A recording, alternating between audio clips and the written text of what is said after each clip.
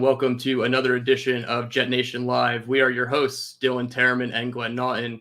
And tonight we are not alone. We will be joined by a third guest, a special guest, somebody that I met down in Mobile at the Senior Bowl. Had the time I'd spent about 3 practices with him watching prospects. He was taking videos. I met him along with Green Bean, another Jets content creator. And we hit it off really well. We see eye to eye with a lot of prospects, and I'm really excited to have him on. I was just on his podcast, so now he's returned the favor. He's going to come on our podcast. But before I introduce him formally, Glenn, how are we doing tonight?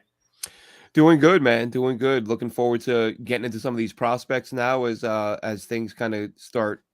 The focus shifts to the draft, even though we're watching the quarterback situation, closely. But really, there's no movement there, and who knows when there will be. Yeah, that's always going to be the back burner conversation that we will keep bringing up when there is news, and there is a bit of news that we'll get into. But I feel like now we've kind of shifted this podcast. Last week we spent more than half of the podcast talking about draft prospects, and it's only going to be that kind of structure from here on out. Obviously, news will take the front of the pod, but it's going to be draft, and no better to have Dom C, who he's a Jets and draft analyst. Like I said, he works with Green Bean. He does content with him. He does content with Jets Chaos on YouTube. So he's all over the Jets content streams. And that's Dom C. We're going to bring him on now. Dom, how's it going? What's up, Dylan? Glenn, thanks again for having me. I appreciate it and looking forward to it, man. Looking forward to it. Yeah, this is going to be an awesome one. Just a quick rundown for the draft portion of the show. The 3 of us are going to go over our offensive guys, just guys that we'd pound the table for at all offensive positions. Obviously, most of the listeners have heard Glenn and I's takes, so it's going to be nice to have a third person in there rotating and giving new names to the table. So that's what we have as far as the draft goes. But first, I just wanted to kick it off with some Jets news. Quick staff hires. We're not going to spend too much time on this. Like I told Dom offline, I didn't spend the last 4 or 5 days studying Zach Azzani's past concepts in Denver. It seems like he's been there for the last couple of years, so predating Hackett, so he's not following Nathaniel Hackett, just to the Jets staff from Denver. Glenn, any quick thoughts on Zach Azzani and John Vieira, the instructional designer? It seems like he's just going to be the PowerPoint guy helping the coaches refine their coaching a little bit better. Any notes on these guys? Look, I always say I hate to pretend I know a great deal about opposing teams, position coaches. But you do look at some of the success, some of the development with some of the young players they've had, and that's always a good sign. We have had times in the past where the Jets bring in an assistant, like Sanjay Lal comes to mind, the receivers coach, and you go through his history and you're like, I can't find one guy who got better under him. Like, what's going on here? Not the case here. There are some young guys who have taken steps. So that's really all you can hope for. I'm not going to go back and watch 35 Broncos games and watch the receivers progress over the years and see how they got better. But you saw young players improve production wise. And as shocking as it is, teams don't always find guys who have done that. Yeah, and before I kick it to you, Dom, I'm going to follow it up with a secondary question. There's been rumors, obviously, that wide receivers from Denver in trade packages to New York, namely Cortland Sutton and Jerry Jeudy. Mm-hmm. I prefer Jerry Jeudy over Cortland Sutton. That's neither here nor there. Do you have any notes on the hires? And then also, would you entertain a trade for one of those veteran wide receivers?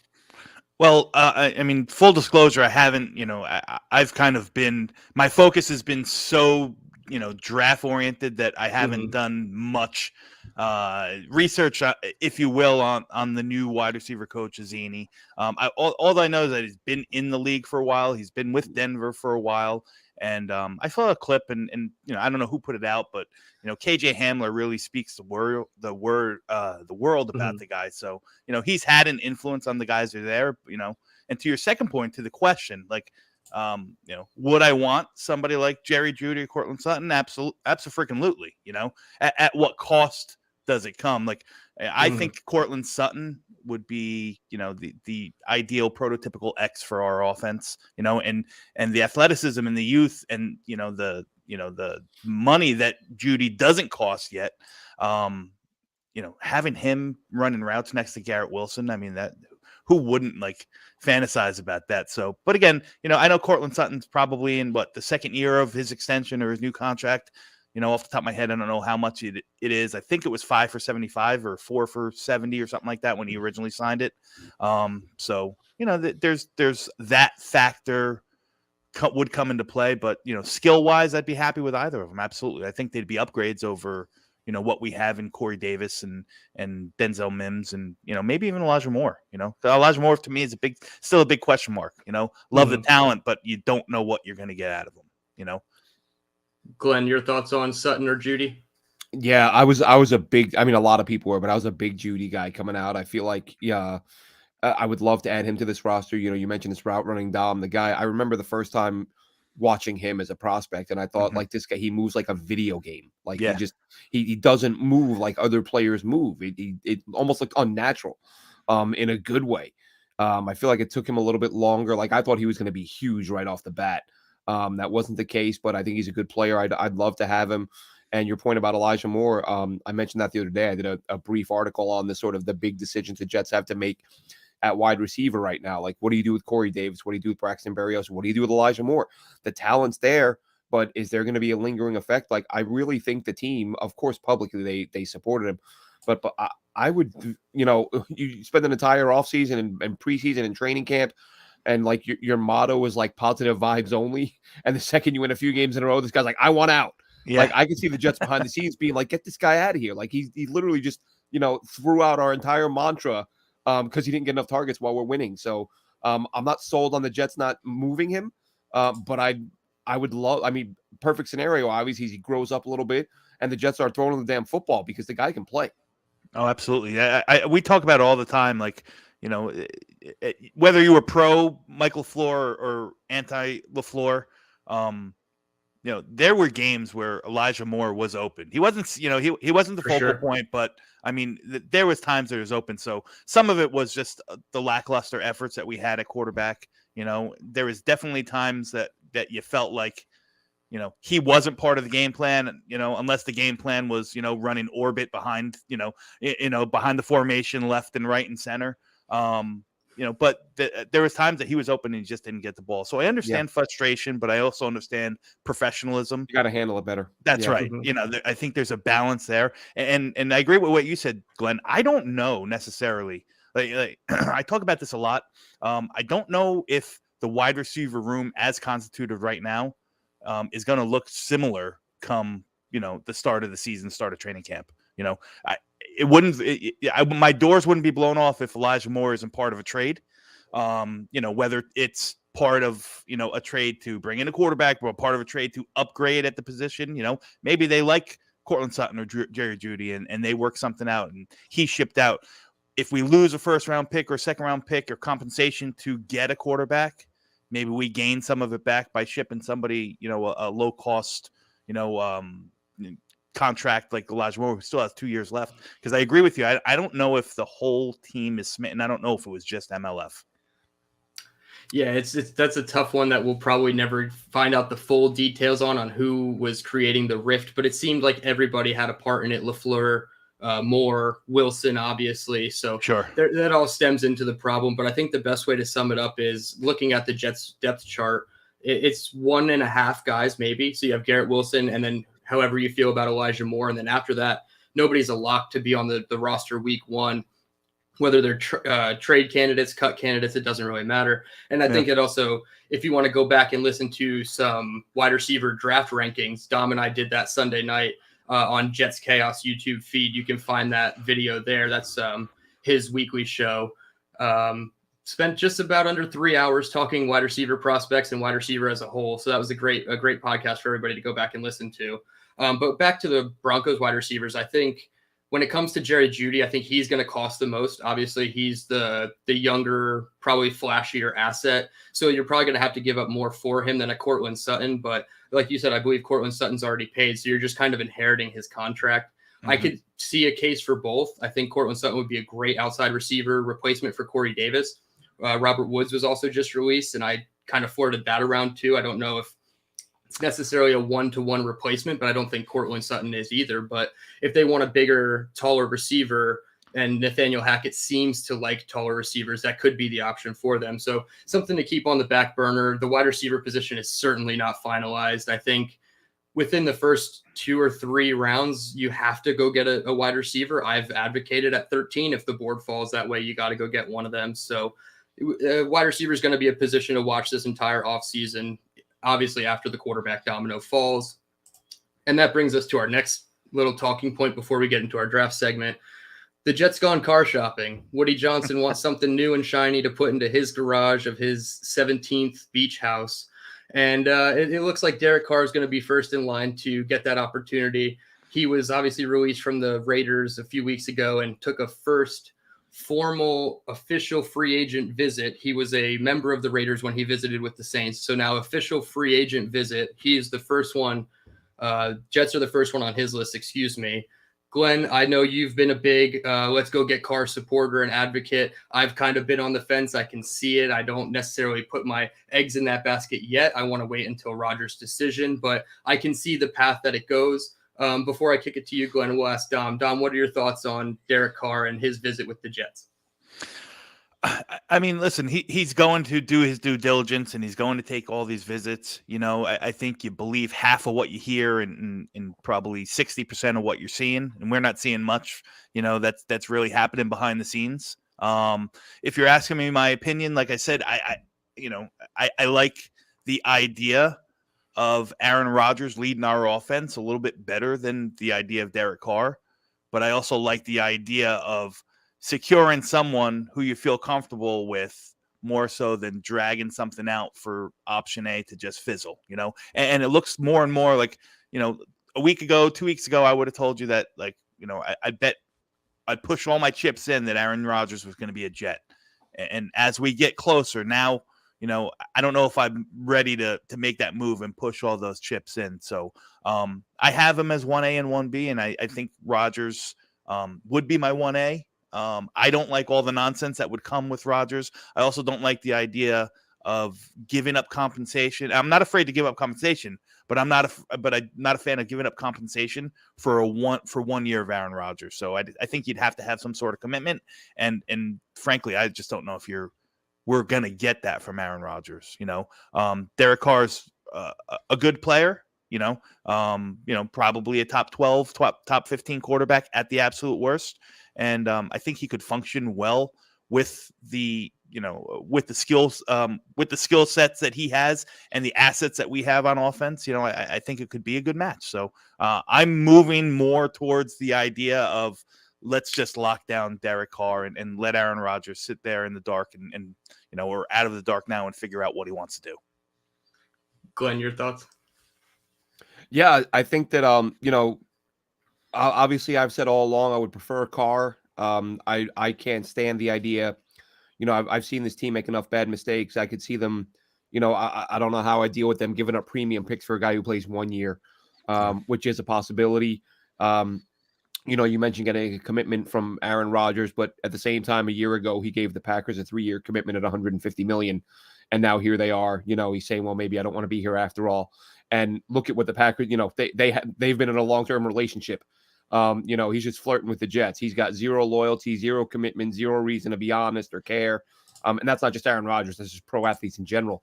So I don't, and even, you know, what's the most he's going to commit to at this point? 2 years. And how much does that commitment weigh? So I mean, you'd be crazy not to be excited to have Aaron Rodgers as your quarterback. But to me, I'm surprised at how many, I see a lot of folks treat it like it's a no-brainer. Like, oh, Aaron's better, so why is this even a question? Well, it's a question because I don't want to give up ones, and I don't want to only have him for 1 year. Yeah. And I don't want to be looking for a quarterback again 12 months from now and no first-round pick to use on getting one because maybe the Packers get next year's one.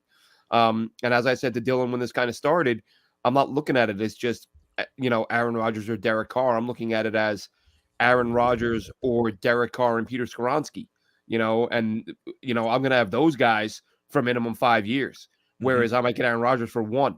And to say it's cut and dry, I can understand, like, you can argue both sides. What I can't understand is like oh my God, I can't believe people are suggesting Derek Carr instead of Aaron Rodgers. I can't believe people are suggesting first round picks for a 1 year rental. Yeah. That's potential, all fair points. Potential 1 year rental. Yeah. Right. And I think that there's so many question marks that have to go into Rodgers. Obviously, it was reported that Wednesday he came out of the darkness retreat, and he's supposedly going to meet with the Packers.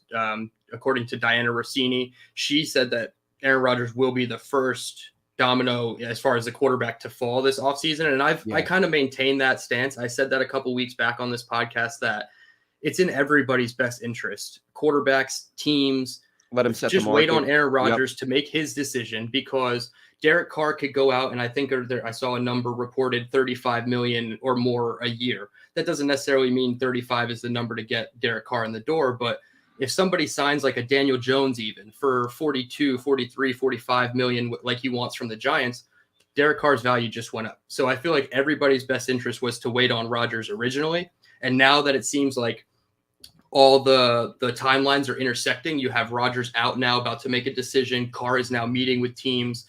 The Jets aren't the only team he's going to meet with. He's going to meet with other teams. Maybe the Panthers. I think he'll go again with the Saints if that's the actual destination. So I'm not surprised that the Jets were one of the teams on his list. It does make me a little nervous that that they were the first team on the list, because as we've seen, like the Kirk Cousins thing, like the Jets were just used the entire way to just drive up the price for Kirk Cousins. And it was never really an actual destination for him. And I'm not saying that's the case with Derek Carr. I hope it's not, because I want any quarterback that's above average to want to be on the Jets. I feel like they have the roster that's built now, rookie contracts throughout the entire roster, but you also have those aging veterans that if they do come back, like a Mosley, a Dwayne Brown, you got other positions here and there. Your offensive line is pretty old.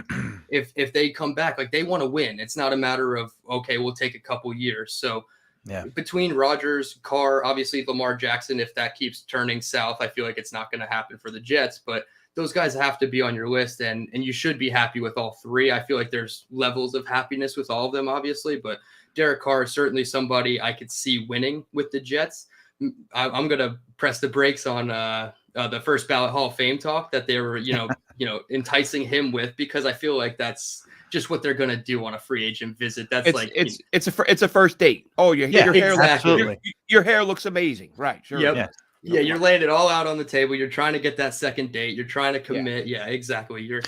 And that's what they should do. I feel like a team that's this desperate should do this for a quarterback, because that's what they need. Also, Derek Carr's camp is smart enough to know that we're desperate and that we're going to possibly overpay or however, come in with a higher offer than the next team. So I'm in wait and see on all of it. I've kind of just dialed back on the getting angry at all the reports that come out, because at the end of the day, Rodgers said it. Nobody knows shit. Nobody knows what's going on until it's actually happening with Carr, with Rodgers. Nobody even knew when he was leaving New York when he was on the visit. So it's just all up in the air. And I feel like everybody needs to just relax, take the takes, put them on the back burner for a little bit until news actually happens. And let's actually enjoy the draft process, because no matter who the quarterback is, this team is ready to win. And you're looking at double-digit wins with Carr, Rodgers, Lamar, any of them. So let's just focus on the rest of the team and take a step back from the quarterbacks is my advice, especially on Twitter.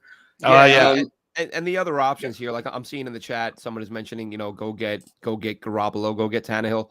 I am all out on $30-40 million a year guys with injury issues. Ryan Tannehill just missed a huge chunk of the season with a significant injury, and he's 34, 35. Jimmy Garoppolo can't play a full season. Again, that might be. I just said I can't understand people that are like won't consider giving up a 1-year rental. I'm even more confused about people who want to give up, again, 30-40 million, as we've talked about. Lamar Jackson, I see people saying give up 2 1s and $50 million a year. I'm like, the guy missed 11 of his last 25 games. Like that is how. That to me, like, people talk about how people are, your job is at risk and blah blah blah. That's getting you fired quicker than anything. Well, Woody, you see, we brought in this guy who got injured last year. Oh, and the year before that, and he just got injured again. And we have no first round picks. And by the way, we owe him like $58 million this year. Great, there's the door. Like that's too high of a risk when you consider what's at stake. And I am 100% out on guys with significant injury histories when you're talking about this type of money. You want to draft a guy with some injuries in the 4th or 5th round as a gamble? Fine. You want to sign a free agent who makes $8-9 million as a backup or a fringe starter with some injuries? Fine. 30-45 million? Get the hell out of here. I'm not doing it. Yeah, if all things are equal, and just say, we'll talk to big three. I personally, and this is my opinion, I don't think Tannehill is really that good. He is just barely average at the position. So let's just talk about the big three and Lamar and Aaron and Derek Carr. And if all things were equal, you can make an argument for any single one of them and win. But that's the thing, is that all things aren't equal, Exactly. Lamar's 50+ million, probably guaranteed, probably 3 first-round picks, if not more capital, right? I was on a show actually. I was asked to drop in, and I did, and there was a Baltimore content creator, and he said that Atlanta was poking and prodding, I guess reached out to Baltimore and asked for what the cost was going to be, and they were asking for AJ Terrell and 3 first-rounders plus another starting caliber player. That's where he said the starting point was. So he said if it was the Jets, you're talking, first rounder in 23, Quinnen 24, Williams and 25. Sauce Gardner and Exactly. Wilson, Yeah. 8 plus, ones. I mean, so if all things are equal, like first, he's not gonna be free of that tag. I think he's gonna end up in Baltimore. Yeah. But if all things are equal, you can make an argument. Yeah, Lamar's he's got the highest ceiling. He's the youngest. You're going to get the most out of him, so on and so forth. But all things aren't equal on these three, and that's the same thing with Carr and Rodgers. Well, you say that, and that's one of the things I've mentioned with Dylan in terms of all things not being equal. All teams aren't equal, and so to some people who have heard me talk about this specific issue in the past, they might say I'm somewhat of a hypocrite because I always kind of throw water on it. But again, not all teams. We're talking about the Ravens. Like Harbaugh is one of the most respected guys in the league. Sure. And whenever people say every offseason, you get these fans who are like, why are we chasing free agents and getting a guy that their own team didn't want? I'm like, look, sometimes teams make mistakes. Sometimes guys don't fit, whatever reason. That you're talking about a franchise quarterback on a highly respected organization. They've had him in their building his whole career. They've looked at his medicals. They've watched his film. And they're like, this is what you're worth. And we're not paying you more. And they're probably giving him a little more than they think he's worth to keep him in that building. And even they're saying no. Like this isn't the Browns throwing somebody away. This isn't, let's be honest, some of the past Jets teams throwing someone away where you can be like, who gives a damn what Mike McCagnon thinks? He's not a talent evaluator. And you can say, let's sign this guy. The Ravens, again, are a respected organization, and they've got the guy. If they're like, there are a handful of teams like the Steelers. If the Steelers are letting a guy go to a degree, if the Patriots are letting a guy go, I'm like, what do they know about this guy? Like, this is a good franchise that's letting a player go.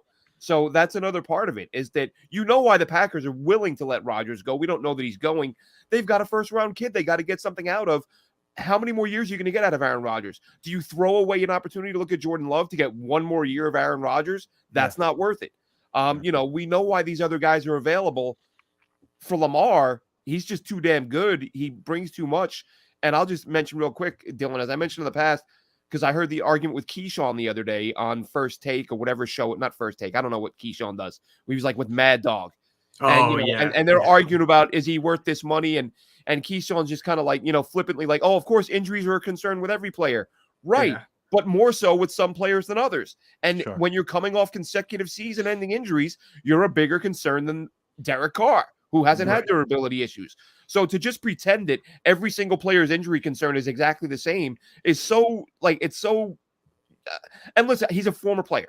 Players, current, former, future. They advocate. You know what players want? Players want players to get paid. They don't give a damn. Yeah. If you want to give a backup $100 million, a player will advocate. You don't go to a player to say, should we pay this guy a bunch of money? They just want each other to get max dollars every time, no matter what. Yeah. And for what it's worth, I mean, that Mad Dog and Keyshawn argument, I didn't agree with either side.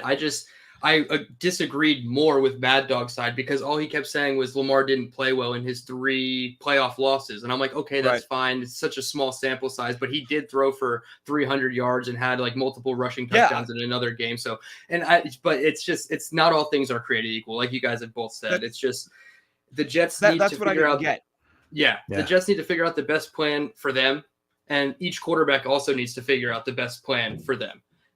Derek Carr eventually, is going to decide he might not, like we've talked about, he might want warmer weather. He might want a dome. He might want whatever it is. So He might. I see, My concern is he wants an easier route to the playoffs than going through Josh Allen. And that's I the can NFC see that. South. That would be the NFC Exactly. South. I see a question in here from Billy. We'll throw this one in here. Is Carr worth the 2 or 3 starters that we could sign with the money we save by not signing him? And then he says, $40 million a season in another comment. And I'm not saying that is what the price will be or what his cap hit will be, but I think that comes into question with almost every quarterback.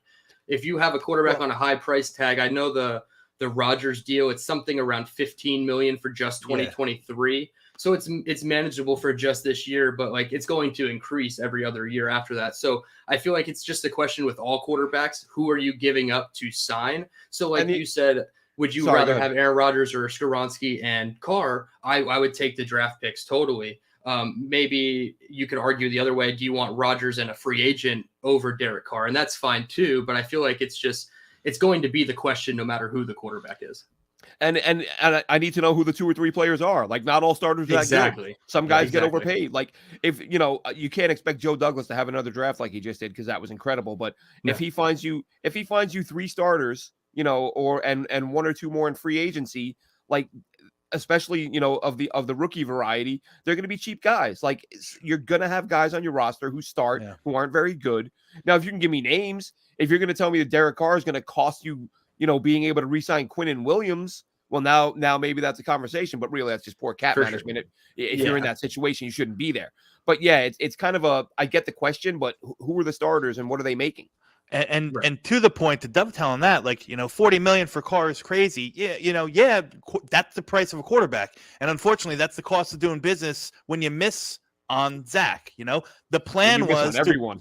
The plan was to work off of the rookie. The idea was have Zach in, kind of in second, third gear right now in year 3, only making whatever he's making, $8 million. And you don't have to worry about you have an extra $40 million or $32 million right there to play with that you don't have to spend on the quarterback. But, you got to pivot. That's not working. That didn't work, and you have to pivot. So this is the cost of doing business.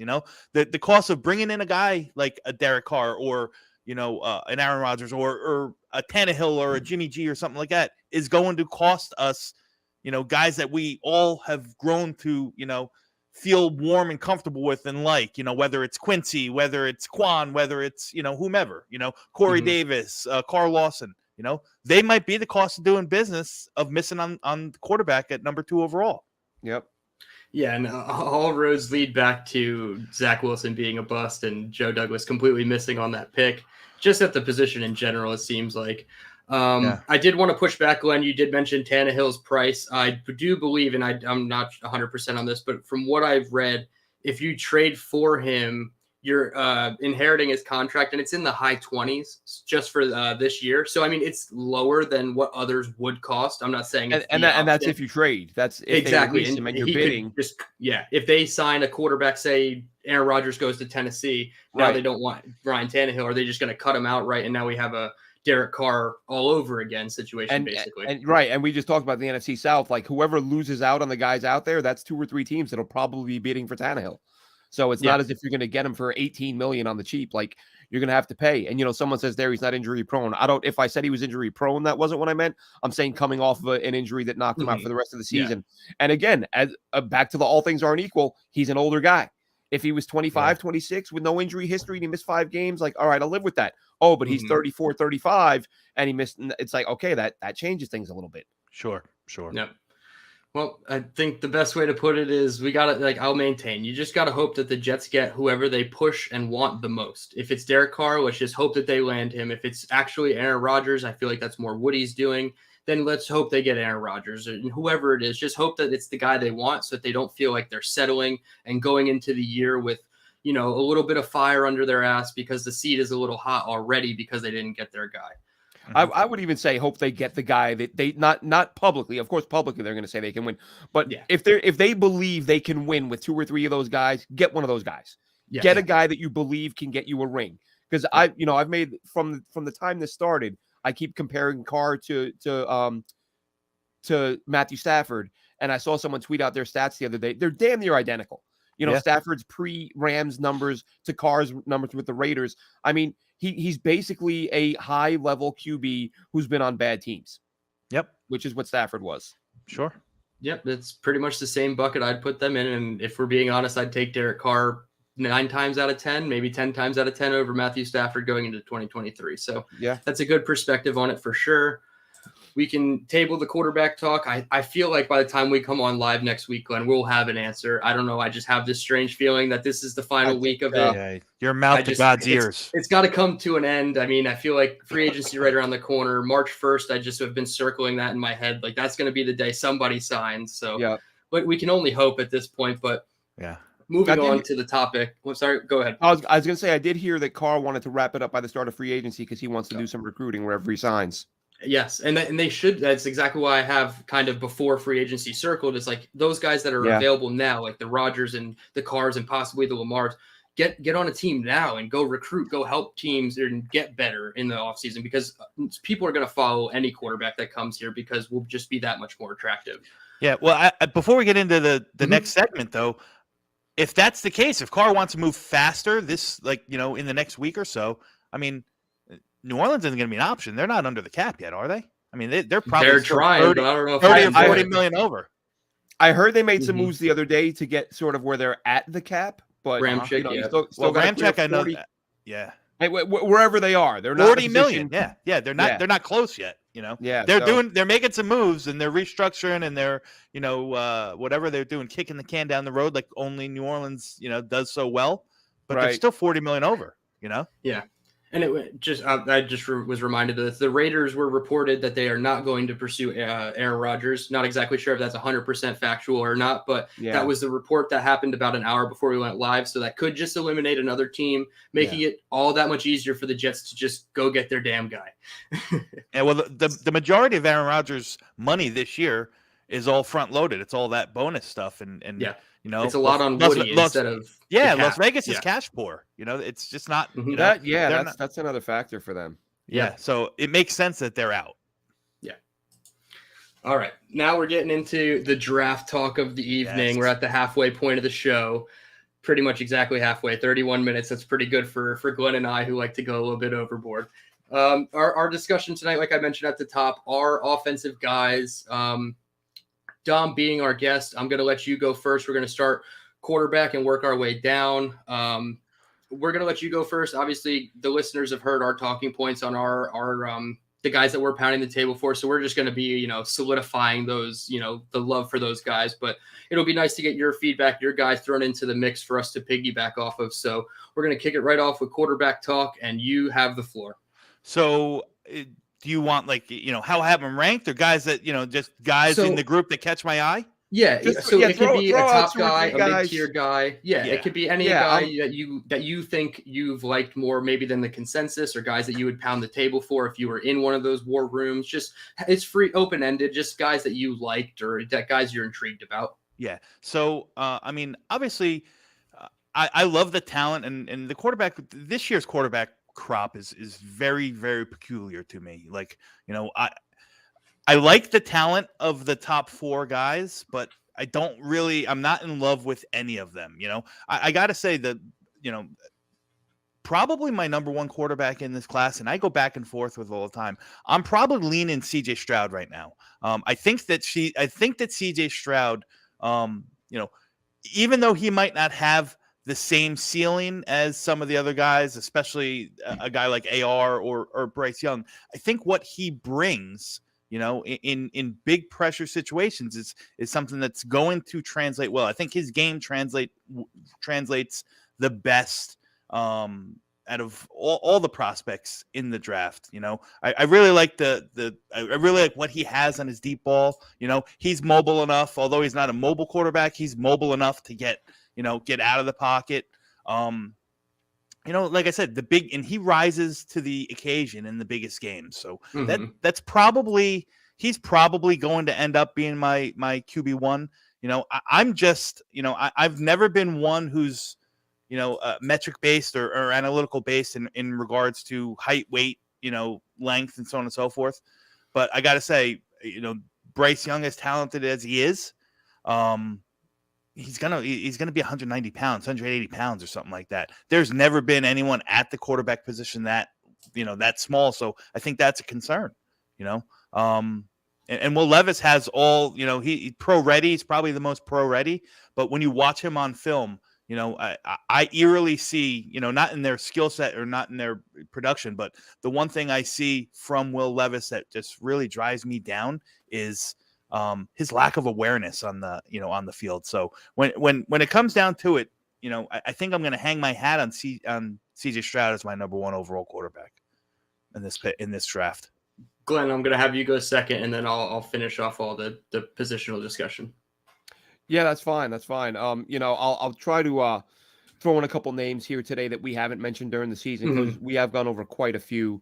And the other day I was watching who was it? I was watching Minnesota, and I came away pretty impressed with Tanner Morgan. Like I've watched a little bit of him, not a great deal, but he was he did a really nice job of getting the ball out in a hurry. He was accurate. Almost a lot of the, I've talked a lot about how much I like Jake Haener. And he kind of reminded me of him. He was hanging tough in the pocket.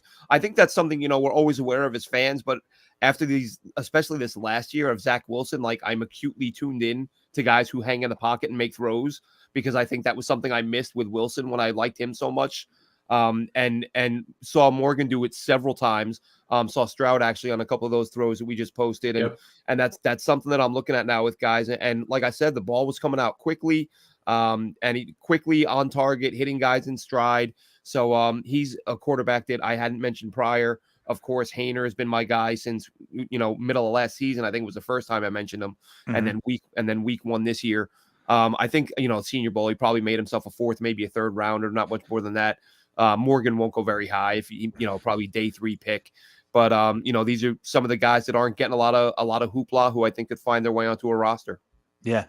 But I think the same about Haener. I'm sorry, Dylan. I didn't mean to cut in. I didn't mean to cut in. I think Haener is, I like what you said about him. I think he made himself a little bit more money in the Senior Bowl. Like, all right, he took home the Senior Bowl MVP, so on and so forth. But he was, I thought, and Dylan can interject. I thought he was the best of what was a very, very mediocre group of quarterbacks at the Senior Bowl. And some of the throws that he made, I was, you were content with, like I was happy. I said, he got that one across from the far hash, to the sideline. It had some zip on it, so on and so forth. And then as I dove into his game stuff, I didn't see the stuff. I didn't see the same, the same zip and the same composure. Now, game, a regular game and a practice, obviously, you got to weigh that, in and out. So I'm kind of torn on a guy like Haener, but like you said, 4th round pick, you get a guy, you hope he becomes a backup with something more down the road. I don't think that's, I don't think that's too far off of of a shot.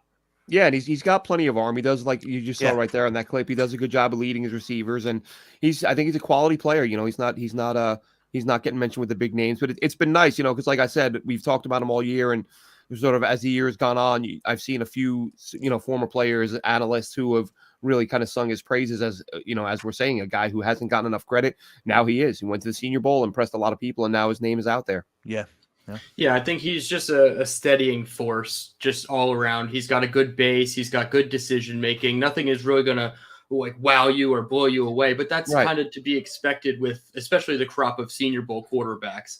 I'm glad that you, Dom, mentioned CJ Stroud. We never talked about quarterbacks before, but CJ Stroud coming into the season was my quarterback 1, just slightly over Bryce Young. I do think size and durability could potentially be an issue for him, but you mentioned it, Glenn. Standing in and taking hits in the pocket is something that CJ Stroud and Bryce Young both do very well. I think CJ Stroud in that Georgia game kind of answered a ton of questions that I had about him in terms of using his legs a little bit more.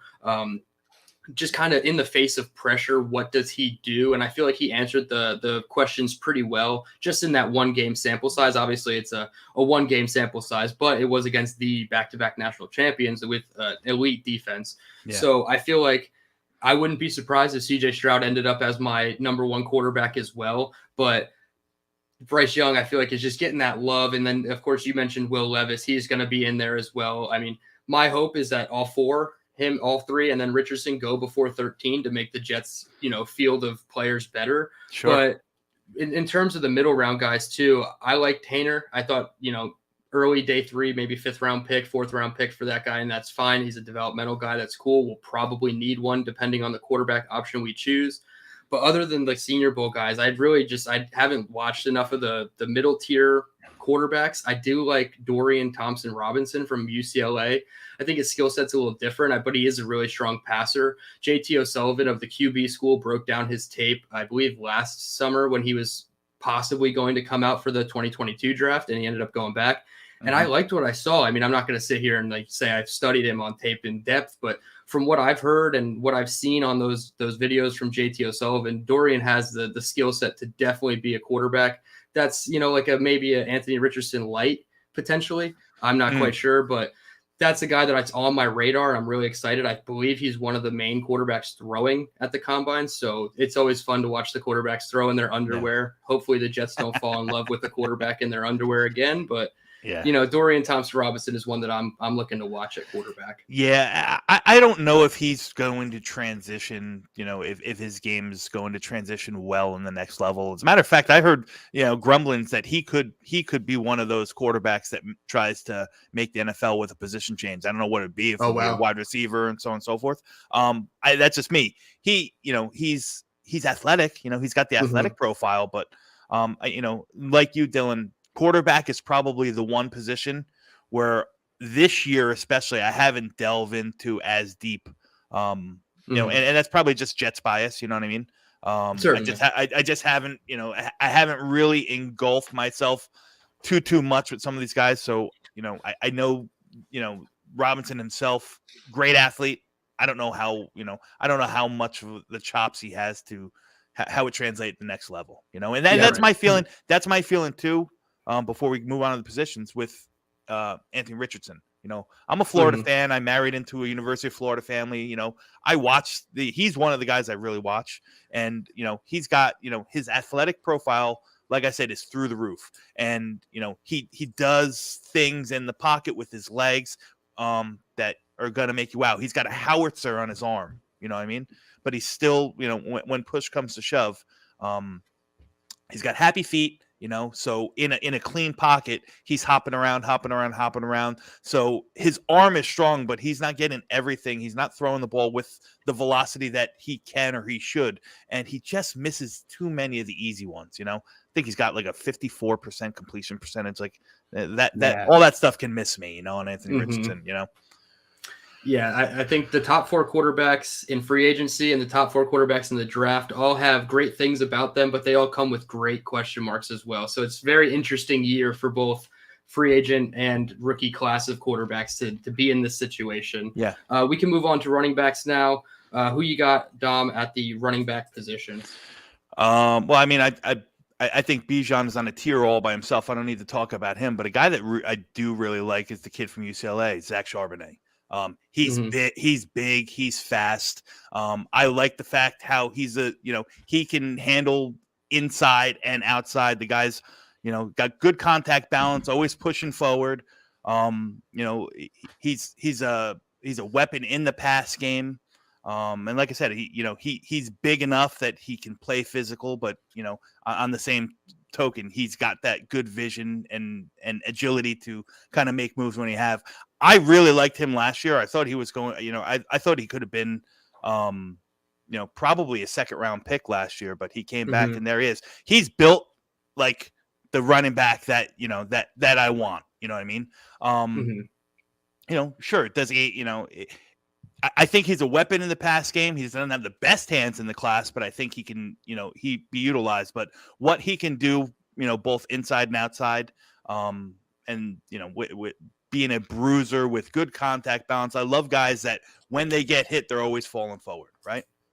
So he attacks, the hole and he goes and boom, and there he is. Nice cutback, one step and go right there. Yeah, so go ahead.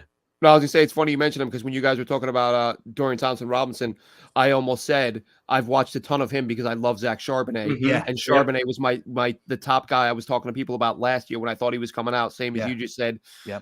So and he followed that up with another monster year this year.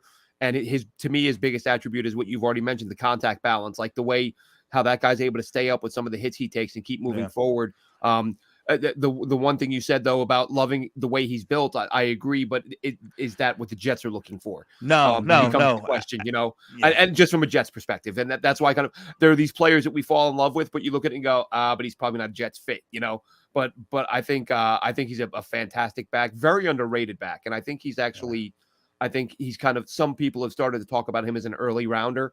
But yeah, I was sending clips of him to friends last season going, if this guy comes out this year, the Jets should grab him. Great call on him. Yep. Charbonnet was one of the very first running backs we talked about on this podcast. So definitely a good one to get in there. Yeah. Who you got, Glenn? Again, another guy who, I don't think is going to fit what the Jets are looking for, but another sort of bigger, a power back. Those guys don't seem to be as in vogue as they once were. But and I think he was down in Mobile as a matter of fact. At Appalachian State running back Cam Peoples, big dude. A load to bring down, and he's a guy who people haven't been talking enough about, as far as I'm concerned. I think that he's a bruiser, runs up the middle. My one concern with him, and it did show up in Mobile, like the one thing I was looking for was to see how well he caught the ball out of the backfield, and we saw he had a couple of drops in the Senior Bowl, in the actual game. He did have one catch. It was a fantastic catch. So you kind of think, all right, maybe the guy can, maybe he can catch the ball, but we didn't see him do it as much as we would have liked. Like I said, that was my one big question with him. And of course, we've talked a lot this season about, or at least I feel like we have, Deuce Vaughn, who is, the undersized guy who you just wonder, is he big enough to make it in the league? But other guys have, you don't see it a lot. But Deuce Vaughn, he'll be a late round pick because of his size. Even if he does make it in the league, you're not going to see him get a ton of carries. And a guy, I think I mentioned his name a little bit ago when I talked about Minnesota, is Muhammad Ibrahim. Yeah. He's another one of those guys. He's a bruiser. He's a bruiser, that guy. Yeah, he's one of those guys that just welcomes contact, but he can cut, make guys miss, catches the ball well out of the backfield, does a nice job from what I've seen in pass pro. A couple times during the year, Dylan, I've mentioned players, and I think Charbonnet might be the first time I talked about this. Guys who I loved last year, and you're so busy watching guys this year, you kind of forget about them. Yeah. Yep. It was probably like week 4 or 5 this year when I was like, oh God, what's Zach Charbonnet up to? It's like, because killing it. Yeah. I'm a one-man show. Like I can't watch 500 prospects every weekend, and there are guys that slip through the cracks. Yeah. Like Charbonnet, Flowers was another one. Zay Flowers, a guy who I loved last year. Probably didn't mention him till week 5 or 6 this year as well. But these are some good players, man. And Ibrahim is one of those for me. I liked him a lot last year. Completely forgot about him until like late in the season when I was watching John Michael Schmitz, and I was like, damn, I forgot how much I liked Ibrahim. Yeah, so Ibrahim's an interesting one because just like you, Glenn, he was a guy on my radar for a while. And I think he'll have a role in the NFL, but he's just limited athletically. You know what I mean? His athletic ceiling is not that high. He's going, he's a big guy. He's probably going to be a short yardage or your thumper, if you will. I don't know. Your lunch pail guy. Exactly. He could still hit it one cut and go, but I mean, the long speed's not there. The overall athleticism is not there, but you need to, short yardage, you need to pick up some some tough yardage. Ibrahim's a guy that, you can turn around and you're going to get it. You know what I mean? Mm-hmm. Yeah. And back to Cameron Peoples from Appalachian State. He was at the Senior Bowl, like you said. He had the longest arms and wingspan of running backs, 33-inch arms and 78 7/8 wingspan, which is a good inch above the next highest person. So when you watched him at practice, the length definitely stood out. My guys, I had a top tier guy, Jahmyr Gibbs. Obviously, we don't need to gloss over, we can gloss over him, kind of like Bijan. He's going to be one of those top guys, probably very early second round guys, super athletic. I don't agree with the Alvin Kamara comps, but they're out there. I don't really subscribe to them, but Jahmyr Gibbs is going to be a special player. Senior Bowl guy, Tajay Spears from Tulane. I've talked about him. He impressed at the Senior Bowl. He had every, offensive player wowing on his 60-yard run to end the one practice. So I think he's going to be somebody fun. I don't know exactly if he would fit in the Jets running back room. I don't really care because he's so fun to watch. And then another guy who's just kind of like Deuce Vaughn, very small. He's not big like Deuce Vaughn though. And that's Devon Achane from Texas A&M. He's 5'9", 185. Yeah, so it just burner track Yeah, guy, and yeah. I feel like all off season long, I'm going to be looking for that Braxton Berrios replacement. And Devon Achane with his track background can certainly be that at a low cost. You know, I feel like he's going to go in day 2, which is a little rich for my blood for him. But if he slips into day 3 and he's there in the 4th or even the 5th round, here he is here on a kick return, you got to go get this guy. Like this is Braxton Berrios all pro version at the highest level. Oh, like when he hits his ceiling. So I think he's a fun player, but running backs, it's kind of tough. We have a loaded room, and I don't know who you're taking away to add one of these guys in a capacity that's actually going to be impactful for 2023. But it is fun. This crop is deep, and they're very fun. They're all different flavors, and I like Devon Achane as my smaller secret guy. Yeah. Achane's like he's going to run sub 4.3 easy. Oh yeah. Easy sub 4.3. So that alone is going to boost him, right up the charts of somebody. Somebody's going to take a stab. His body's not gonna withhold. I mean, he's not a 3-down back, obviously, No. but he's going to do something just like, oh my God, why am I drawing blank? Who's the kid who was in Indianapolis, just got traded to Buffalo? Naheem Hines. Yeah. Naheem Hines, yeah. He's gonna have an influence on the game like Naheem Hines does. Sign me up for that. That's great. You know what I mean? It's not going to be everyone's cup of tea, but that's Sure. Somebody's gonna fall in love with that kind of running back with that kind of skill set. All right, moving on to the next position, we have wide receiver, a personal favorite of mine. There are so many different flavors, again, like running back. And again, you can go back and listen to that top 10 at Jets Chaos on YouTube. Go back and watch Dom and I rank our top 10. Yeah. Dom, who you got at wide receiver? So this class is interesting. It's a weird build. So I'm going to give you one guy in my top 10 and one guy who's not. But both of them I like really a lot. Now, Dylan and I talked about this on Sunday. I think that this class is so slot centric, and both of these guys happen to probably be slot guys at the next level. So first I'm going to start with Tank Dell. I'd be remiss to not talk about him. The guy, there's something to say. I know he's tiny. I know he's small. I know he comes from a spread, run and gun style offense, but you can't knock production. 2,700 yards and 30 TDs, over 200 receptions in 2 years. You put the ball just like that. That's what he does. Him in space is like a jitterbug, and that's where he excels. He creates separation. Super, sharp on his cuts. Super agile. The athletic profile is through the roof. If there's a team that can get by, him being so small, I think he's going to have a role, and at worst, like I said, I think he's got a ceiling of like all pro level on special teams, returning kicks and punts and so on and so forth. Just what he offers on the field as a playmaker is something that, I don't think can really be matched in this draft class. I think he's like, his athleticism and his playmaking ability is like that, Now you're gonna have to create it. You're not gonna let Tank Dell, line up on the boundary and try to beat a 6'3" defensive back vertically. Although he's fast enough to do it, but that's just not. He's gonna get eaten up by those big guys. So you get him in motion, you put him in space, you create touches in space for him, and you just let him do the rest. And the other guy that I really like, also I think is going to be dominant slot. Although I think he personally can play a little bit on the outside, is Parker Washington from Penn State. Parker Washington's built completely different than Tank. Parker Washington's probably about 5'11", probably about 210 pounds. The guy's like a bowling ball. We talked about with Charbonnet, the contact balance. This guy he's got ridiculously good hands, first off. He doesn't drop passes. He's got strong hands through contact. And what I like about him is that although he might not be the fastest on the field, although he might not be the quickest on the field or the most sudden, he does everything very, very well. He wins. He can win at all 3 levels of the field, and that's what I really like. Penn State sneakily, I know it's not wide receiver but sneakily they put out good, good receivers. Kudos to whoever the wide receiver coaches over there at Penn State, but they put out good ball players. Like his game he reminds me a lot like the way he's built and just like solid and stocky and strong of Deebo Samuel. You know what I mean? Wow. He could be, again, I'm not comping anybody. I try to stay away from that, but that's who I see when I watch Parker Washington play. You know what I mean? Yeah,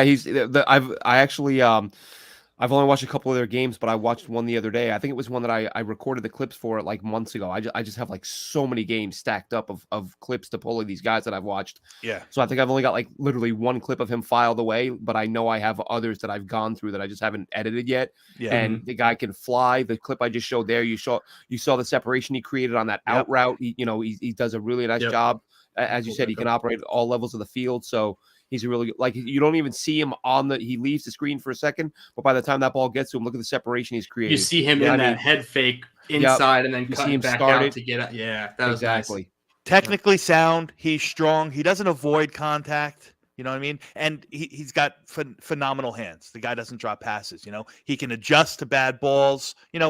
What's going to limit him is, like I said, he's 5'10", 5'11" at most. Some people are going to question if he can do anything more in the slot. And even at Penn State, I think he only ran about 70% of the plays, or he ran 70% of the plays from the slot. But he's got the skill set to win at all three levels. Yeah. This is the third time I've heard Parker Washington's name on a draft-related podcast this week, so I am now feeling like I haven't done enough homework, and I'm going to go watch him tonight. Glenn, who you got at wide receiver? I wanted to go with a name that I hadn't mentioned yet this year. If for anyone following the other account that I'm trying to get up and running, the Jets Picks account, I've tweeted this guy out a few times because I was watching. I can't remember which game I was watching primarily, but it was Southern Miss. And this guy made an incredible play. And then the next game I watched, he made another incredible play. And the next game I watched, he did it again. And I said, all right, this guy's got my attention now. Bigger, well, not as, not a huge guy. I think he's 6'2", 6'3", but Jason Brownlee out of Southern Miss. Like I said, he's probably, let me see, I'm trying to find, I have a couple of clips on him here. And one play he makes against Miami where he sort of double covered he's able to elevate, get up above the two DBs and pluck the ball away with a sort of a fingertip grab. He does a really nice job. Kind of, you just see him make all these highlight reel. He makes the routine plays too. This is the one I was talking about against Miami. He's got two guys right in his pocket and he just kind of leaps up, reaches over them, snags that ball. Shows really good speed, shows the ability to run away from defenders. I think it was against Louisville. I could be mistaken. Going to try to find one. He's got one where he catches it over the middle and then he just outruns everybody. Actually, no, it was against Louisiana. I said Louisville. So like I said, shows speed, shows great hands. Again, does the routine stuff. And he's one of those guys you look at and think, again, who the hell knows why? But when I watch him, I think, why isn't this guy getting talked about a little bit more? The highlight reel grabs, and of course you got to make the routine stuff, but he looks like a guy who's just a natural playmaker. It's the first time I've heard Brownlee's name, certainly on this podcast, but just in general entirely. He was a combine invite, so I am excited now. And I always love wide receivers that go up and get it and then aren't afraid to chirp afterwards. So yeah, that's definitely cool. All right, my wide receivers, two of them I talked about on Dom's podcast on Sunday. I'll go from top down. My number one wide receiver is Jordan Addison. I will exaggerate a little bit. He would make Aaron Rodgers a 6,000-yard passer. Derek Carr probably a 5,500-yard passer. I love everything about him. He's like Elijah Moore on steroids, not literally, but in a way, just the nuanced route running. I love the separation ability, the feel for space. My draft crush of the wide receiver room is Jaden Reed. I don't want to throw that comp out again, especially a second time this podcast, but I do get those Deebo Samuel vibes from him, the aggressiveness after the catch with the ball in his hands. He's strong as hell at the catch point. Go watch Wisconsin's overtime period. He had a double reverse pass for a touchdown, and then he went up and back shoulder, caught a ball over a DB in the back of the end zone. So he just kind of put the team on his back against Wisconsin in overtime and won it for them. Jaden Reed's definitely a special guy. And then a guy who doesn't fit in my top 10, but another Braxton Berrios replacement, Trey Tucker from Cincinnati, a friend of Sauce Gardner, Senior Bowl guy. Trey Tucker got the burners. I think he's going to be special. I hope he's there in day 3 because I don't really see him being higher than that. And I think the Jets could really use a guy like this in like the 5th, 6th round if he's there. Trey Turner, you mean? Yeah, Trey Turner. Yeah, exactly. That's never going to die. No. So the inside joke on that, Glenn, I actually interviewed him. I had a really good talk with him, and I interviewed him at the Senior Bowl. And these are Addison highlights, by the way. Just thinking baseball, had baseball on the brain, and I twice I called him out of probably 5 times I called him Trey Turner. So he was cool about it. What are you going to do? Yeah, yeah.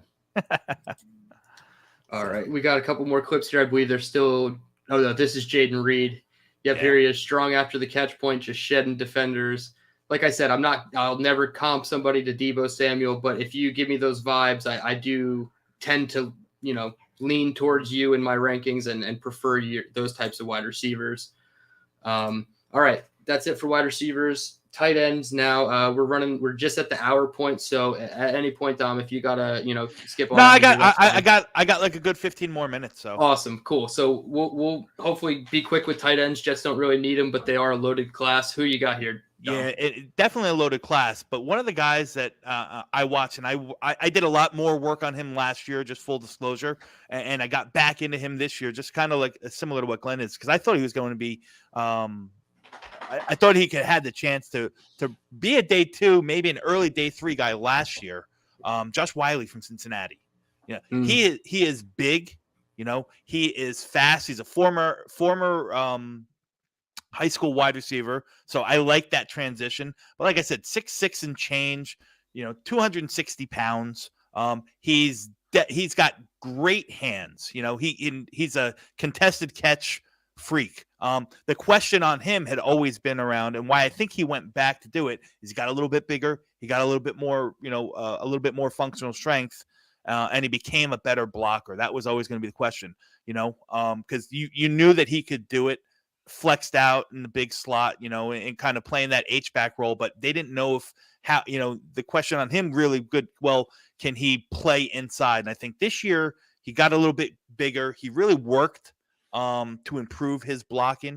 Listen, is he Darnell Washington, in the run game? No, he's not, but he's definitely got bigger. The guy's just solid hands, can get, fast enough, going to be in the, 4.5s, 4.6s, so he can get up the seam. But what he does, transitioning the ball shoulder to shoulder, what he can do with those contested catches is something that caught my eye last year. He was my sleeper last year. He was the guy I really, kind of hung my hat on, and then he would decide to go back to college. So I think he's probably still going to be in that range, probably a top 100, top 120 players in the draft, which will put him right the end of day 2, early day 3, but he's going to make a team happy. Probably not the Jets, but he's going to make a team happy.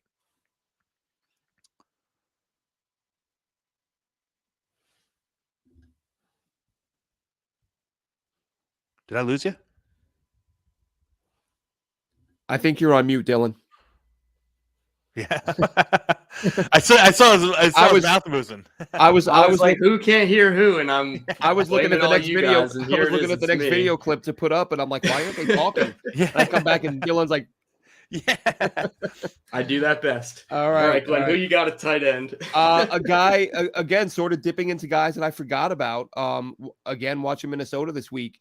And you just said that that somebody might not be Darnell Washington as a blocker, but this guy might be. Brevin Spanford out of Minnesota.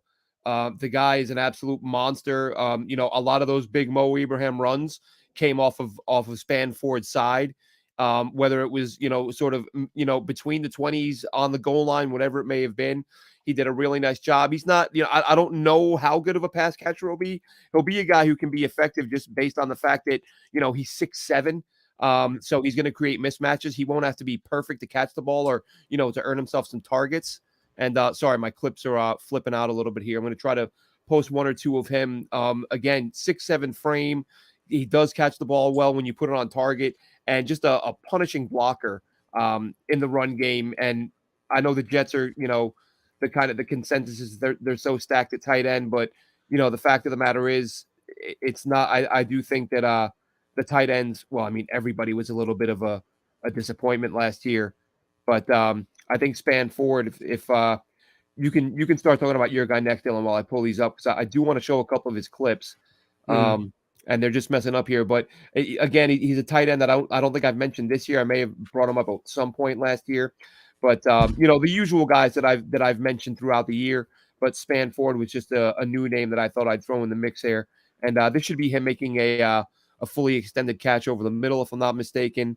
And then I'm going to try to throw in one or two blocks where he just buries people. There we go. Oh, Yeah. wow. Nice, so I mean, again, a guy that big, he doesn't have to be perfect in his routes. And again, ball's not in a bad spot by the quarterback there, who again I thought looked good this week. And look for him as a blocker in that one. And then let's see, this should be another big run that he helps to spring. That one, let's see, that one may have messed up a little bit. When it comes to the tight end position, I mean, yeah, it looks like on paper it's pretty locked in for the 2023 season, but we never know. Anything could happen. They could decide to move on from a CJ Uzama. Maybe they want to elevate Jeremy Ruckert to that tight end 2, and that would open the door for a tight end 3. And like I've always said with wide receiver, especially on this team, if you're not running, there he's on the left, putting the defender on his, puts him down on the ground twice. Back it up. Drops him once up on the left there, lined up off the line. Drops him once, drops him again, and that helps spring Abraham on the left side. And you just see a lot of that from him, man. He jumped out at me last year, and then checking him out again last week, I'd forgotten how much I liked him. Yeah, and I was saying, like, if you're not run blocking as a skill position player on this team, you're probably not going to be on the field much. So if you can add some upside with run blocking, you're definitely going to get on the field, especially a 6'7" tight end that can just do those types of things in space. We had a comment. What about fullback? I only know of one, Lepke from North Dakota State. So not much about him, but I just know that there is one that is in the draft this year. We're going to, for the sake of time, we're going to encapsulate all the offensive line positions together. But before that, my tight end, Alabama's Cameron Latu. This is somebody I watched in the summertime and kind of one of those guys that fell through the cracks mainly because the Jets don't need a tight end. But I feel like he just does, like a Hainer as a tight end. He just did everything well. He was kind of middle tier of everything. He's not going to wow me. He's not elite with anything, but I just felt like he was very consistent, an Alabama player. So, he's probably got the intangibles, the mindset to be a professional already. So Cameron Latu is one that I'm watching. And like I said, if you're going to cut ties with CJ Uzama, even maybe a Tyler Conklin, you didn't feel like his production justified their price tag, it opens the door for more opportunity for any of these guys. And this is a loaded class. Yeah. But with that, we're going to add offensive tackle and interior offensive line together. So Dom, you lead it off with your offensive lineman. I'll give you one each. And one's a little bit higher that I personally don't think a lot of people are talking enough about. And one's, a guy who I'm sure, you guys and maybe guys in the chat will talk or no, but he's kind of a later day guy. But the tackle that I don't think enough people are talking about is Anton Harrison. I think that he's I think he's just seriously. I mean, I definitely have a first round grade on him. I think he's right up there at that top tier, probably a tier of 4 in my opinion. What he does in pass protection is like nothing else that the tackles in this class have. The way he mirrors, the way he sets, the way he keeps balance, the way he shuffles and picks up, like he's an intelligent football player, so he doesn't get beat by by inside moves or counter steps or games and twists that happen up front. You know what I mean? I think he could show a little bit, he could play a little bit more aggressive at times. It seems like times he takes plays off, but he's, always playing with leverage for a big guy. He's a knee bender, which is always what you like to see. Good job of good ankle receivers to make sure they can. Oh, sorry, we got audio on this one. That's okay. That was him picking up a stunt, trying to pick that one up. With you having said that, he's the left tackle, by the way, for those watching. Exactly. Like I said, he's smart enough. He doesn't get fooled a lot, but he's a heady player. He keeps balance and he keeps his balance and sets. Like I said, I love the fact, especially for a big guy, you don't want to see them, get off balance and be more waist benders. But he's long enough. He he plays with good hand placement. He gets in his sets quick. He doesn't get beat a lot to the outside, and he's quick enough and agile enough to shift on the inside. Like I said, I think of Charles Cross. when I watch him play. Last year, I thought the same thing, like, man, this guy's a great pass protector, but can it transform, can he help in the run game at the next level? That's what I thought of Charles Cross, and it's the same thing I see with him. Sneakily, I think, he's probably going to end up in my top 3 of tackles, Oh, wow. yeah. So I think, I happen to not be, I won't get into that, but he's probably going to be in my top 3 of tackles. I'll say that. And the other guy that I like, who's definitely a later guy, is McClendon Curtis. From Chattanooga. He was a tackle in college. Big nasty MFer. Probably going to transition inside and play guard. But he's a mauler, man. He's a big boy. He's quick enough and agile enough that he can get out into that second level where he's super long, 6'6.5", probably close to 320, 325 pounds. I don't want to cut you off, but I have his measurables here: 6'5 3/4, 331. Yeah. And he has 35-inch arms and 84-inch wingspan, which is just massive for even a tackle. So if you bump this guy in, yeah, I agree. Yeah, I think, well, listen, he just doesn't have the footwork to play on the left side. Like, could he develop into a right tackle? Yeah, but I think his home is going to be inside. Definitely, probably a better fit for a power gap scheme, but I think he's got enough agility, and he's always moving forward and he's always finishing. I think he's got enough agility to make it, with his own blocking scheme, if that's what the Jets are going to do. Like I said, don't know how he's a big boy. He anchors up tough. He had trouble with speed on the outside, playing on the tackle. So like I said, I think his home ends up in the middle. Usually the guys who don't have the footwork or can't handle the speed on the outside, when they're big boys like that, they kind of transfer inside anyway. So he was a guy, and I know he was in Mobile. I didn't see too much of him, and I don't remember him too much in Mobile, but he's a guy that's always been, he's been on my radar all year long. Glenn, what do you got at offensive line? I'll keep it quick. I'll go with one tackle who I watched a couple times this year, Connor Galvin, who is not again, I'm trying to avoid the guys that we hear so much about. Sure. Of course I love Skoronski. He's probably my favorite guy in the class. Yeah. And we've talked about Harrison and a few of those guys on that Oklahoma offensive line who are so impressive. But Connor Galvin, I feel a guy for his size. I think from what I've seen of him, he moves well enough that he could be the type of guy the Jets target if they do look to go for a tackle. Now, not early on, obviously. He's not going to be a day 1 or day 2 pick, but he's a guy that plays for Baylor and shows good agility for a guy his size. He just moves better than you would expect. Dante Bull might go undrafted. But I'm only going to throw him in there because I was such a fan watching. So combine invite. That Fresno State team, man, was just, there were so many players on there that I liked. You had Moreno Cropper, you had Hayner, who we've mentioned, Remigio, who I've sent you some clips of, and we've discussed briefly. Perales on defense, like they've got some players on that team. And Bull was just a guy, just as the games are going on, I'm noticing he's like flipping left to right during the game and doing a decent job in both spots. Like, not, I'm not saying he's not a dominant player who's like I said, he could go undrafted for all I know, but he's a guy to keep an eye on because of his versatility and strength. He's the type of guy who could, as we say, a guy who could steal a roster spot. Yeah. I'm looking at Connor Galvin's Shrine measurements, 6'6 1/4, 293. So a little light. 8.5-inch hands. That's really small. We talk about Uluwatimi at 9-inch hands, having small hands, and then 32 1/8 arms. So just under the threshold for offensive tackles, but definitely somebody that if he can move well in space, I'm sure the Jets can find a need for him in the later rounds. My guys here, let me pull back up my list. It's funny you brought up Anton Harrison, Dom, because I think his partner on the other side, the right tackle, Wanya Morris, is also very good. A Senior Bowl guy. I thought he did very well.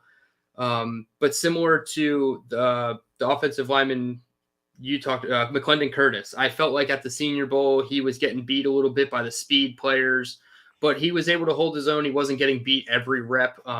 So Wanya Morris is a tackle, probably, again, a day 3 guy, late day 2 guy, that if they don't go for the big guys up in the front, he could be somebody that you look at.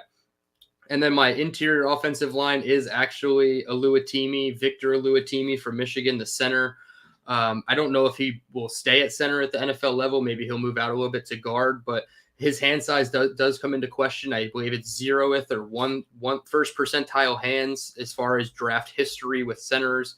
So that does raise question marks. But I felt like once he was able to grab onto you, even with those little hands and mobile, he was able to, grip up and have good grip strength to mirror with you. And he wasn't really, getting pushed back or like you like to say, dog walked. I didn't really see him getting dog walked too much. And I think the interior pressure being what it is now in the NFL level, you're going to need a solid interior guy. And I don't know if he'll necessarily be elite, but I feel like as a solid option, he could be a very good plug and play guy. And that's pretty much going to do it. Any last words on any of those guys, Dom? Wait, we're not doing punters? No, I'm kidding. Oh, shoot. They get their own show. We do a full hour on punters once a year. You need it. You need it nowadays. I will say that one guy, sorry, I wanted to mention, you can't leave him out. He'll go undrafted. I want the Jets to bring him to camp because UCF, he's played tackle, he's played guard. I want a dude on the roster named Samuel Jackson. That would be absolutely awesome. Not only is he named Samuel Jackson, he played his high school ball in Bradenton, Florida, where I lived for a few years. I actually lived like a feet from where he played. Get out of here. Yeah, that awesome. That was crazy coincidence. I saw the name. I thought, oh, Samuel Jackson, you got to draft this guy. And then I see, Bradenton, Florida. I was like, okay, Bradenton guy. So let's go get Samuel Jackson, whatever his middle name is, just change it to L, and let's roll with that dude. Yeah, amen. Yeah, if his middle name doesn't start with an L, it certainly does now. It drops him down your board quite a bit. Yeah. Yeah. If his middle name is Lawrence, it moves him up 3 rounds. Hell yeah, yeah. So listen, I mean, we probably could have went back and forth for another 2 hours, Easily. just spitting out guys and pros and cons. Like that's kind of what, how I'm built and what I do. So, being with like minds like you guys, like I really appreciate it. I appreciated the time on here. And listen, even the guy who I fancy myself, pretty astute to, college football and the draft prospects. And Glenn gave me a couple guys that I got to do more, due diligence on, Oh yeah. The Minnesota tight end. Fun. Yeah. Full disclosure, forward, man. That dude just buries people. And again, he's 6'7". He's a punishing blocker. Check him out. Yeah. Yeah. I haven't done enough work. So, Well, I say it all the time, man. We're all one-man show. And, I get, you're not, I don't know about you guys. I'm not just watching this year's prospects. Like if guys from following years are jumping out at me, I'm taking notes and taking clips. And, I'm at like 7,000 video clips of players that, and only a couple hundred are getting drafted. So I probably have a problem. Yeah. So I'm sorry. Go ahead. After you. I was going to say, I'm not a subscriber to draft comps, but if Glenn had a draft comp for the work that he does, I'd say he's like an Emery Hunt with the Nobody's level of depth Hunt, that he has. You just, Emery Hunt tells you about like Division II Canada players. Yeah.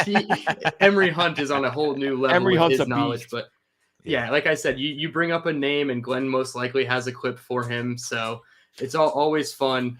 Yeah, well, I'm gonna hop on right when after I drop my son off. I'm gonna just hop on Caddy's cut ups and start looking at the Minnesota kid. Yeah. Yep, and I'm gonna do the same with Parker Washington when we get off here. So, Dom, please let everybody know where they can find all your work. Sure. We really appreciate having you on. Yeah, you can follow me on Twitter at DC_NY Jets. I'm also, like I said, I do a lot of content, with Green Bean. So all the stuff I put out, I'll put out weekly videos. That's probably one just went out. Actually, I think posted today on Michael Wilson. I did a little breakdown on Michael Wilson. We're calling it Project Prospect. I've also started a podcast, which I just filmed my first episode of, called the Project Prospect Podcast. So that will be, released through Green Bean Jets fan. That's who, I do all of my writing and all my work with. You can find me Monday nights hosting the 10 o'clock mock with him. You can find me on Sunday nights, co-hosting, a draft show at 9 p.m. on Jets Chaos YouTube channel. And outside of that, I'll make random appearances here or there all over the Jets content creator. So pleasure doing this with you guys. And I appreciate you asking. Yeah, thanks for coming on, man. We'll definitely have to have you back on either before the draft or after the draft. But thank you again so much. We really appreciate having you on. No, my pleasure, man. All right. And for Glenn, yep, take care. And for Glenn Naughton, you can follow him on Twitter at AceFan23. Also follow that Jets prospect account that he's been talking about, Jets Picks at Jets PICKS. We're really trying to grow the community over there. Tons of videos. Even next year's prospects are already getting leaked out by Glenn. It's great. You can follow me on Twitter at DTereman. Follow Jet Nation on all social media platforms, YouTube, Facebook, Instagram, Twitter. Like, rate, and subscribe. Do all the things that we know you guys like to do. And like I said, I think next week we'll have some quarterback news to really dive into. So everybody just sit tight. Don't really get mad at everybody. Glenn, you got something to say? No, I was going to say, well, I could imagine we'll be jumping on live at some point if there's an update. Oh, yeah. We will certainly be the breaking news urgent podcast if need be. And if not, we'll see you guys next Thursday. We really appreciate everybody. And let's go Jets.